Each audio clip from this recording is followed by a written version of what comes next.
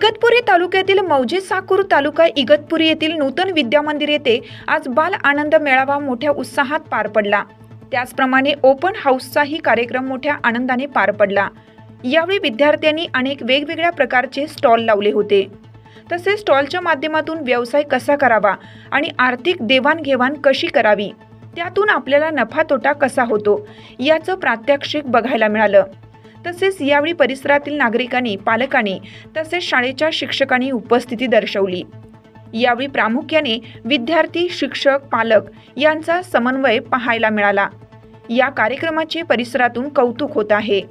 कार्यक्रम यशस्वी केल्याबद्दल परिसरातील पालकांनी, नागरिकांनी सर्व शिक्षक वृंदांचे आभार मानले।